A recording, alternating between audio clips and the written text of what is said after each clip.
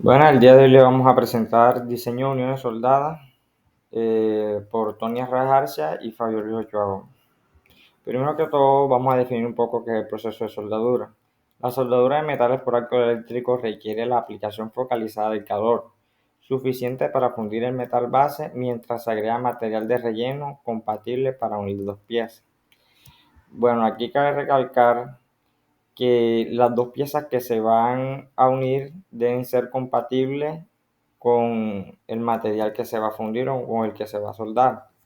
Más que todo el proceso de soldadura es derretir ese material y derretir el material para que éste vaya cayendo en las cavidades más conocidas como un bisel que se realizan en las piezas para echar todo ese material fundido, para aplicarle el material fundido en esa cavidad. También en el proceso de soldadura en algunos tipos se realizan lo que son tres pases. El primero sería el pase de raíz, que vendría aquí en la parte inferior.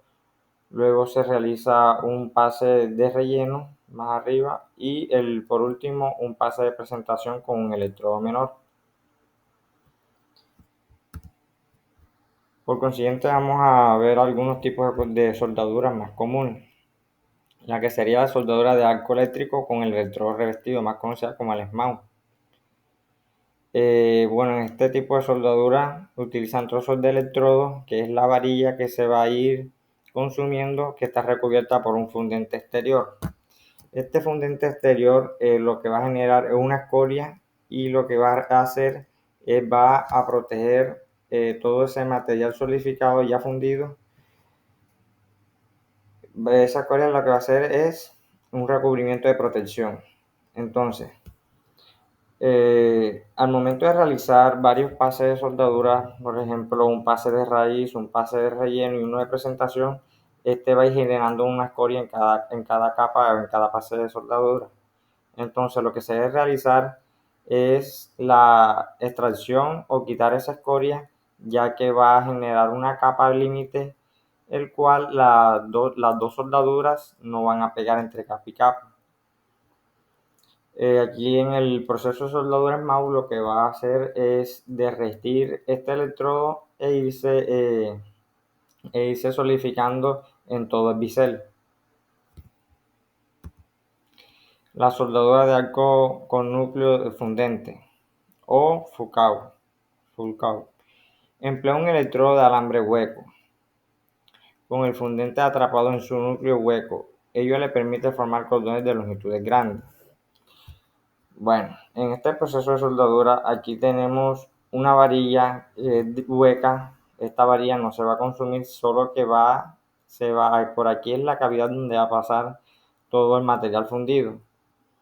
Se va a generar un charco de soldadura el cual va a rellenar todas esas cavidades permitiendo que se unan las piezas. También utiliza un gas protector. Bueno, para este tipo de soldadura, este gas protector es opcional. La soldadura de arco de gas con electrodo metálico, también conocida como GMAU o la MIC. Emplea un electrodo de alambre sin fundente. Se dirige un gas inerte hacia la soldadura para desplazar el aire. Bueno, en este tipo de soldadura, este electrodo no tiene fundente, simplemente se va a ir, por así decirlo, derritiendo ese material que va a permitir situarse en la cavidad para permitir unir estas dos piezas. Requiere de una entrada de gas que es el gas protector que va a cubrir la zona donde se va a ir generando la soldadura. También cabe destacar que en este tipo de soldadura el electrodo es continuo y tiene también una boquilla de contacto. También se puede decir, también en este tipo de soldadura, la soldadura es por goteo, no es como las anteriores que serían continuas. Soldadura de arco de gas con electrodo de tungsteno, conocida también como la TIC, o soldadura que emplea un electrodo de alambre de tungsteno que no se consume. Por separado se alimenta una varilla o alambre de metal de charco fundido. Bueno, en este tipo de soldadura, la pistola debe tener una inclinación dependiendo de la dirección de la soldadura. Requiere de una varilla de tungsteno o en su caso también contiene torio, pero no debe ser mayor al 2%. Esta varilla de tungsteno no se va a consumir, simplemente lo que va a aplicarle es calor al material que viene desde la pistola.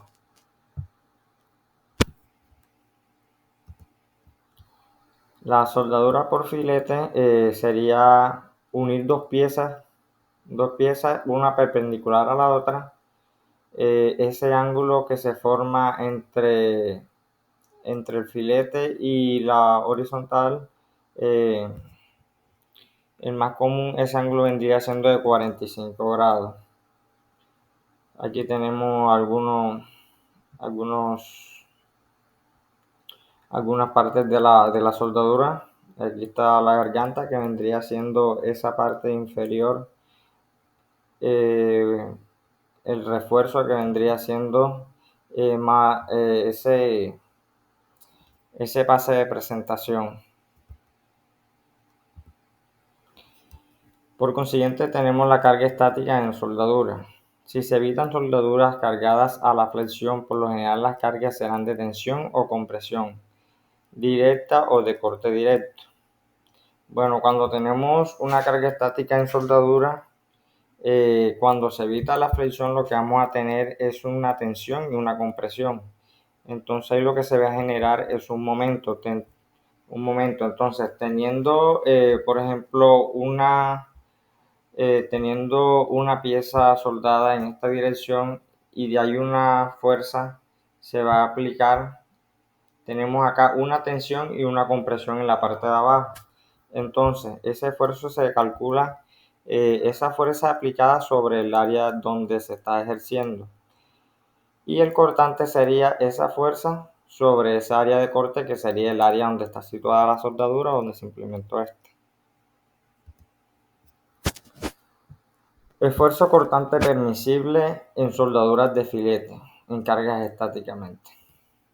Bueno, para cargas estáticas, la AWS recomienda que los esfuerzos cortantes en una soldadura de filete o en soldaduras PJP se limiten al 30% de la resistencia del electrodo.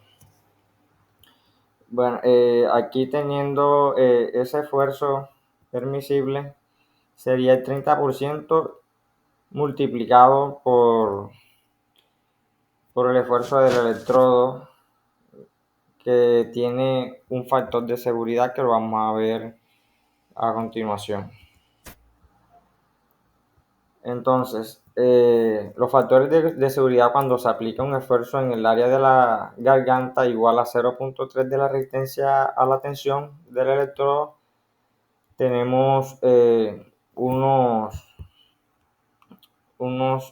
factores de seguridad, un promedio, y tenemos también un min, dependiendo del material base que se vaya a utilizar y la clase del electrodo. En las soldaduras longitudinales, en esta dirección, tenemos estos tipos de factores de seguridad, y también tenemos en las transversales, en esta parte de acá.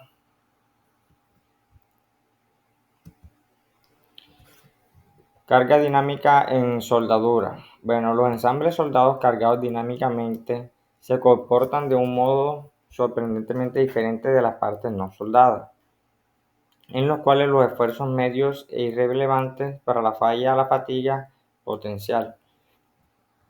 Bueno, aquí en la carga dinámica se tienen en cuenta las oscilaciones que se encuentran en ese ensamble soldado.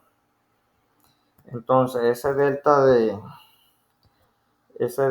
de esfuerzo o el intervalo de esfuerzo sería el esfuerzo mayor menos el esfuerzo mínimo. También tenemos un esfuerzo alternante, que sería el esfuerzo máximo menos el mínimo sobre 2, y tendríamos un esfuerzo medio, que sería el esfuerzo máximo más el mínimo sobre 2. Y con estos esfuerzos mínimos y máximos podríamos hallar lo que es la razón de esfuerzo, que sería el esfuerzo mínimo sobre el esfuerzo máximo, que sería un número adimensional. Y también tendríamos lo que es la razón de amplitud, que sería el sigma alternante, el esfuerzo alternante, sobre el esfuerzo medio, que también sería un número adimensional, midiendo esa amplitud. A continuación, se tienen unas normas y regulaciones para diseños de unidades soldadas. Bueno, la primera sería la norma internacional ISO 3834. Establece los requisitos de calidad para la fabricación de unidades soldadas. Esta norma se enfoca en la gestión de calidad y aseguramiento de la calidad en la producción de unidades soldadas. Bueno, más que todo, este ítem, en este punto, en el primero, se tiende a focalizar lo que es la calidad de la soldadura. Luego que se realiza la soldadura, se le tiene que realizar un acabado para quitar ese exceso que también vendría siendo lo que es un concentrador de fuerza. Entonces le desbastamos ese exceso que queda para evitar esos concentradores de esfuerzo y por consiguiente tenemos la norma estadounidense AWS, la D.11, que es ampliamente utilizada en la industria de la construcción y establece los requisitos para la soldadura de estructuras de acero. Y también tenemos la norma europea, la 1090, que establece los requisitos de calidad y seguridad para la fabricación de estructuras de acero y aluminio soldadas. Bueno,